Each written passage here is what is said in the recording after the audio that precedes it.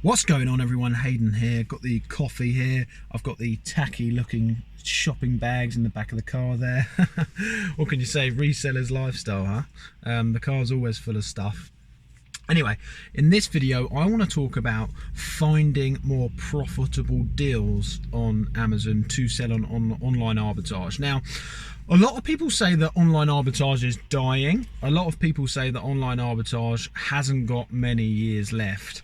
I strongly disagree, but to prove that point, I want to explain to you some of the products that I've started finding via manual sourcing. Now, yesterday and recently, I've been selling one particular item consistently, slowly, right? But I've been consistently selling this item at around about 65% ROI and £8 profit, okay? So I'm buying it for £11.95 and I'm selling it for about £27.99, I think. Now, it's a tiny toy, okay? It's a tiny toy. It's light, and that is £8 profit and 65% ROI. That I would sell them all day long. Give me a comment in the box below if you would sell them all day long, because it is, trust me, when you get a sale like that, it's worth multiple sales of different items, as you know. So I want to talk to you about how I find these items. Now, as you know, in some of my recent videos, I've done a manual sourcing video, okay? And this is different, okay? And I'm going to do a manual sourcing video on this way I find them, right? And this way is what I call brand finding deals. So I'm starting with a brand and I'm doing it that way, okay? So I will tell you exactly how I found this particular product, right? And also sort of cover up the myth around low selling items and to not touch them, because I don't know about anyone else, but when I was doing my training initially for this business, I was told to stay away from items that sell less than 5 a month, or appear, this is the key word, they appear to be selling less than 5 a month when they're not actually selling less than 5 a month. Or even if they are selling 5 a month, it's all dependent on competition. It's all dependent on the real data. So as I say, I can't actually show you on the screen now, but let me just explain how I found these. Quick sip of coffee. What I did was I looked through some of the items on my Seller Central, some brands that I've personally already got used to that are big brands, but they're not big brands, if that makes sense, okay? So let's give you an example. Let me give you an example, okay? So I've got a bag here that's called Cool Bell, okay, and I know that's a reasonably big brand, but it's not like Microsoft, okay? So something like that, okay? Obviously you've got let's say what could I think of? Let's say Adidas, okay? Huge brand, but it's not as big as Apple, right? Well, that was a rubbish example. Smint, there we go, Smint, mints, okay? Now, they are a really big brand, but they're not as big as Tic Tacs, right? So this is what I'm saying, right? Big brands, but not really big brands, okay? Sorry if I wasted some time there, but I don't like to stop videos, edit videos and all that. I like to just be as genuine and as real as possible. So I hope you can take that with a pinch of salt. So that's what I do, okay? So I'll start with a brand that by the way, they're not brands that I sell, but I'm just letting you know as an example. So what I do is I start with items that are selling really well, okay? It's the items that I know that sell and that they've got multiple items for sale. Next thing I do is type in them items onto Amazon, okay? So I'll type in the brand, you know, and you'll know your own brands that you're used to selling that aren't massive, but they're still big, right? Make sure they've got loads of items, type in the brand, okay, and then click back a few pages on Amazon, okay? So go to page 8, 10, and then start looking for items that are really high, right? And I said that right, you heard that right, that are high BSR.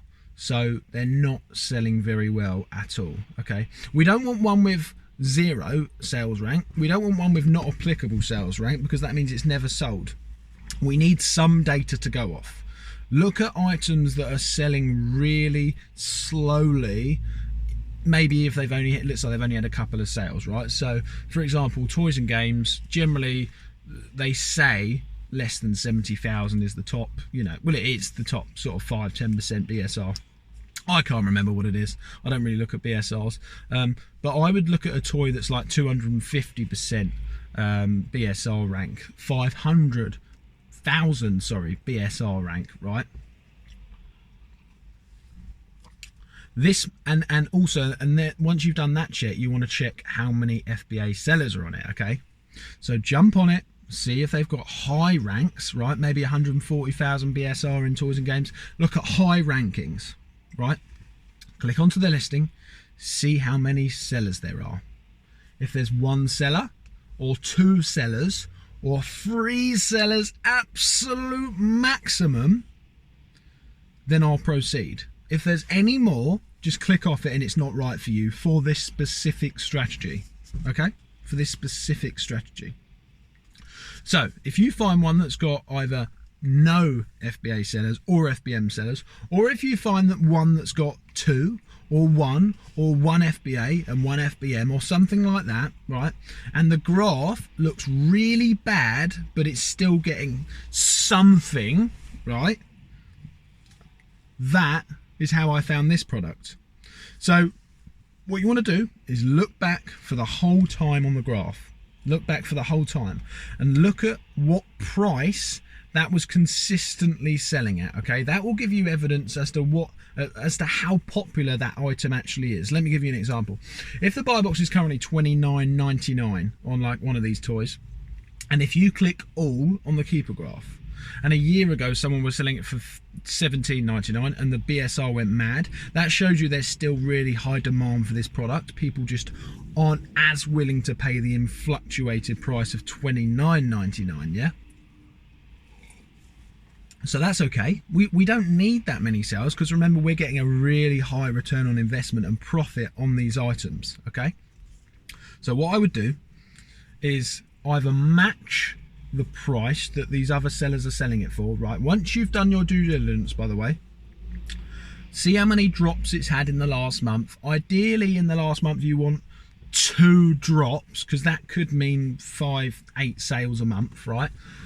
And then you're just going to add to that. But it may be that you have to take that price down a tiny little bit, just a tiny bit, like a couple of quid. And then you may just get a few more sales that make it worth it. Or as I say, you may just want to match the current buy box or what it is. And the beauty of these is that, around Christmas, you know, this is my first Q4 coming up, but they're going to sell well because they're toys, right? And there's no other competition. So I'm going a little bit deeper, but don't do that unless you know what you're doing. And the next thing is that there's hardly any competition. So it means that yes, there's few sales, but it's more stable, it's more profit, it's more return on investment. There's less risk, you know, there's really less risk. And if shit hits the pan, if seriously, you know, if others do discover that as well and they jump on, then that's fine, because you've got loads of leeway in your profit to get rid of it before it gets saturated. It's a beautiful way of doing it. It's like finding undercover, unrecognized, unfounded listings, and it is an absolute game changer.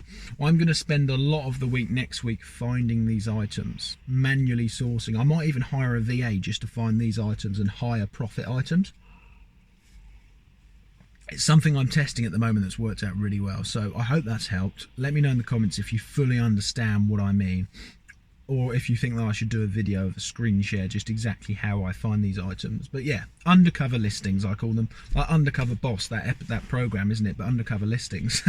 Undercover online arbitrage. Right, see you soon, everyone.